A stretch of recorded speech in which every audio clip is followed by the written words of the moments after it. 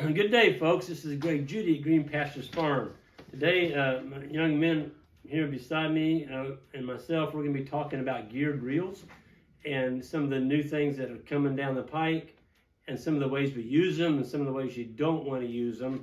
What we're talking about here is a 3-to-1 geared reel. So here's an empty one. So every time that you turn the handle on this reel, a full revolution, it spins 3 times. What's so great about that? Well, if you've got to roll up a 1/4 mile of wire across a paddock and you've got the whole 1/4 mile out, you can roll it up probably faster than you can walk, can't you? Oh yeah, a lot faster. So twice the speed at least. You want to talk a little bit about how you do reel these up? I mean, what's the method when you 3 guys go out? By the way, Connor, hi. Hey. Connor's our camera guy. Yeah, so when we're reeling, so this plastic guard on there, that'll keep the wire from going, most of the time, from going off to the side. You still got to watch it, but as you're reeling, make sure you push the reel from side to side to let that wire run back and forth along here. For one, it makes it more evenly reeled on the reel, and then also keeps you from wearing a groove in the plastic of the guard, because that will happen. And I think maybe one of these reels, I know these ones are new, I know. But there's some reels that we've got that'll get a groove in there, and then once you get a groove, every time you're reeling up, that line wants to jump into that groove and stay there. So you gotta like monkey with it as you're reeling it up to keep it from making it worse and making a big old mess. And we like to reel it up with the latch up, just because it's Why? It's less noisy and less annoying. It doesn't spook the cattle. Oh, that too. And it doesn't. I mean, there's no need for you to have it like that. If you need to stop it, you either grab the handle or you just use your finger and grab the side of it. You don't necessarily need that. At least we don't to stop it. That's only when we're storing it. It's just very annoying, that click, click, click, click, click constantly. And it's got a latch that keeps it up, or a stop that keeps it up. So you might as well use it when you're reeling it up. Isaac, the one that you're talking about there, this is a Terragate. This is the one that we really like. We've been using these now for, gosh, I don't know, at least 10 years or more. We used to use O'Brien, and you want to talk a little bit about, do you know the story of how we stopped using O'Brien, David? I don't. Well, David's fairly new, so I'll tell this part of it. So on the O'Briens, they're a good reel, except for one little feature. The locking mechanism here on the side, as we were rolling it up, their locking mechanism would actually let this thing drop down. And so as you're going across the paddock, and this unrolling it, you're unrolling the wire out, and that darn thing would drop down, it locked. And when it did, there with your reel flying out of your handle, or if you're holding on to it, riding on a 4-wheeler, there it goes out of your hand. It's dangerous. It can hurt you. If it doesn't come out, it'll break your poly braid. If you're going across the paddock on a 4-wheeler and it doesn't come flying out of your holder, it's going to break your poly braid. Now you got to Something's got to give. Something's got to give. It's going to be the poly braid. And you just broke your brand new poly braid in 2 because of a stupid latch that doesn't stay up. Well, now we're going to fast forward to this reel right here. So this reel is a look-alike. This is actually a reel that Timeless Fences come out with. I'm not sure, it's not even a brand on it, but there's some differences in it. So they sent me one to try, and we're going to try it. But I wanted to highlight some of the features of it. It looks a whole lot like the O'Brien reel. Terry. No, the O'Brien. And that's because of this right here. Yeah. It's got the square knot on the side. It's got the same shield up here on the front that guides the wire. And the O'Brien, see, they just click in on the side. Well, this has got the same clicking mechanism that click these on.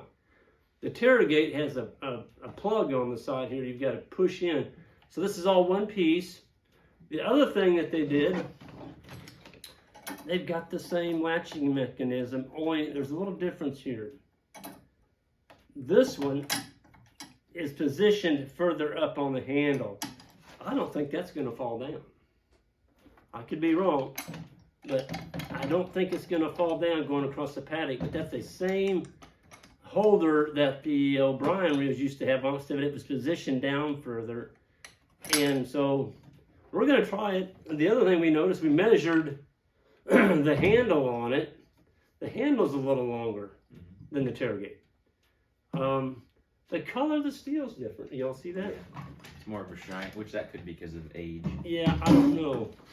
It just looks shinier to me. That may or may not be good, because if this is a galvanized and that's just a shinier steel, that, I mean, I'm just saying. Yeah, I don't know. Rust sooner. But, Look, we've got 1,320 foot of Powerflex poly braid on here. Mixed metal, folks. Mixed metal. It's the best poly braid in the world. It's got 6 steel filaments and 3 copper. I've tried them all. This is the one I keep going back to. It's an awesome braid. We've got reels out there. I know have been around 15 years, and we're still using some of that poly braid. Twisted poly wire, you'll be lucky to get 3 years out of it. It just doesn't have the conductivity. It's only got 6 steel filaments in it. This has got 9. It's more visible. Animals can see this. So Doesn't catch briars and doesn't catch briars. It goes right through the briars. There's nothing there for the briars to hook on. So with that, I'm going to let David talk about what we're looking at right here. You notice this one's pretty full, David. What happened here? well, we were on Marshall's Ridge, and we had just had an ice storm, and we had to reel up the line to move the cows. And I'm pretty sure we cleaned it before we reeled it. We went along and broke the ice off, but we didn't get it all. And we spooled it in, and this has the same amount on the reel as this one over here, but Same length. Same length, same quarter mile. But I mean, you can see this is already coming off. I mean, it's already coming off the reel. We weren't able to get it as tight just because of the ice that day, and. So one of the things that you could do to address this problem, because you're going to roll up wire that has ice on it. You may get the ice off it, but still going to have parts of ice on it. One is, when we rolled this up, we didn't have very good tension on it. Yeah. So it was rolled on there kind of loose. But the other thing you could do is, when you get a brand new roll of this poly braid, don't put the whole 1,320 foot on there. Maybe put 1,200 feet on there. Just take 100 feet off so that you've got some spools showing here. So when you do get ice on your poly braid and you roll it up, there's room to hold the wire. Because this is a real pain. Yeah. You can't use this reel like that. I mean, there's a reason it's up here in the shop. We're going to take this whole thing and spool it out and roll it back up on there under tension, and then it'll look just like this one. So, yeah. I don't know, what do you all think about the geared reels? Do you all like them, or would you rather have a little spool that every time you turn it, it turns one time? Yeah, they're just so much more versatile. What do you think, David? For fencing. Oh, you know, if we put up so much fencing, and we can put up 10 days worth in half a day, and we can take down often, 10 reels in half a day. There's no way we could do that with 1-to-1 reels. I mean, we'd spend so many more hours, it just. Well, here's the deal. Here's the deal, folks. It's kind of the cost of your business. You can either go with something that really works well, or you can fudge and go buy an old plastic reel at the hardware store, get it on there, ones that they put extension cords on, and that'll work. But folks, this thing really speeds your time up, and to me, time's worth something. I like the lifeblood of your operation. Yeah, I mean, we can go out and get done in an hour and a half to 2 hours, and it's done. So, good products, good wire. If you do get some of these reels, though, folks, take care of them. Don't throw them in the back of a pickup truck and then throw something in on top of them, because they will break. Once you break this right here, that is plastic. It's a high density kind of polyethylene. Once you break that, the reel's pretty much ruined. And you just spent, $60, $65.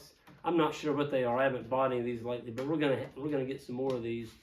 They're not cheap, but it is a part of doing business. So with that, I'm gonna go ahead and kind of wrap up. I did want to give a plug for the steers. We still got quite a few steers left. Anybody wanting good grass genetic steers, these are from our friends up in North Missouri. They're a 3-way cross of Red Angus, Hereford, and Barzona. And they're all grass, all natural, no antibiotics, no hormones, and no grain. And they're broke to hot wire. So if you're interested, go to greenpasturesfarm.net and fire me an email and I can tell you more about them. Anyway, I think that's it. Did y'all have anything you want to add? Nope. All right. We'll see you next time down the road, and everyone have a good day.